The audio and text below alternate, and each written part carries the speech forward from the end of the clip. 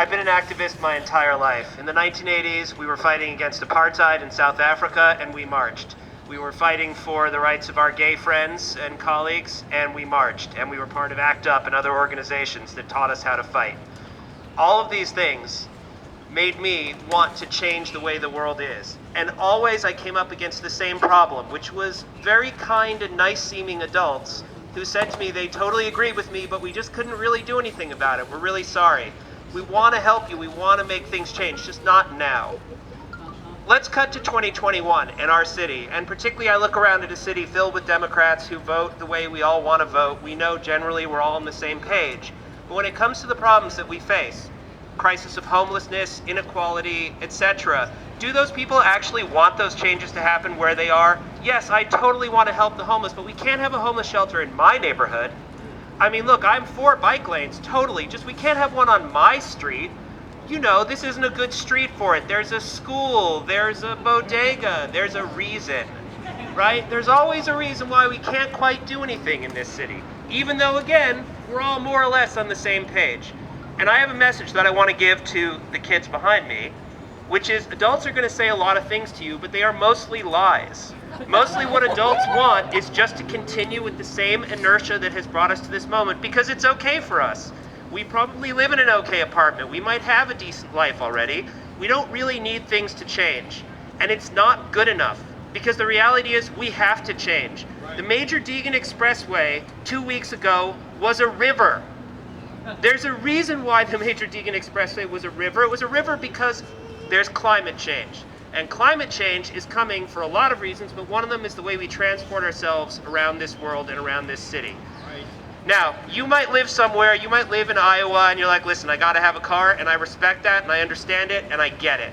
But we don't. We live in New York City. We have the best public transportation in the United States. It could be better, MTA, I hope you're listening, but it's still the best in the United States. We have a completely flat city, which we can easily ride around.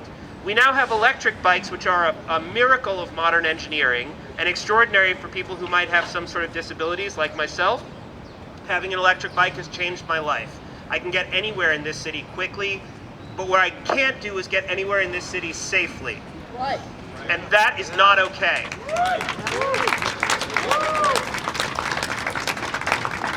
If we're going to be safe on our bikes, it's not some pie-in-the-sky miracle that has to happen. Let me tell you how I got here from West Chelsea today.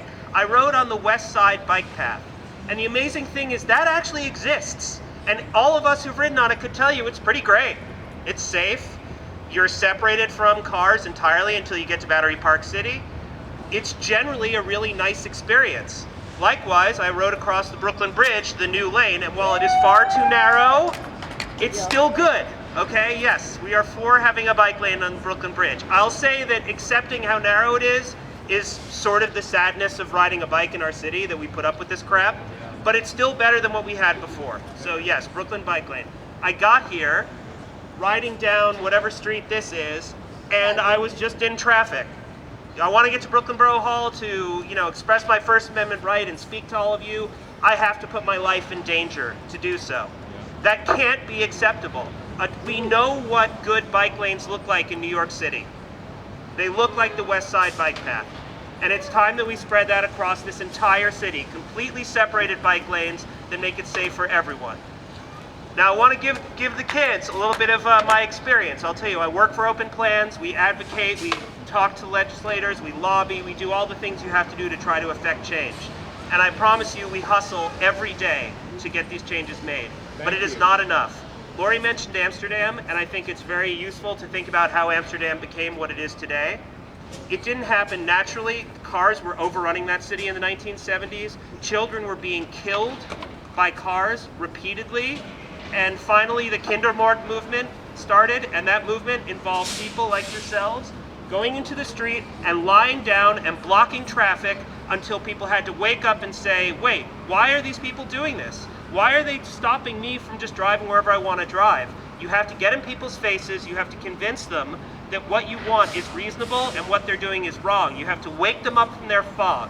And the only way to do that is, yes, please support Open Plans, support all the different groups, support the Tube and the wonderful work that Lori and the kids are doing. but also know that we're going to have to take direct action if we actually want to change this city. Right. Let's do it. Thank you, Robert. Everybody give it up.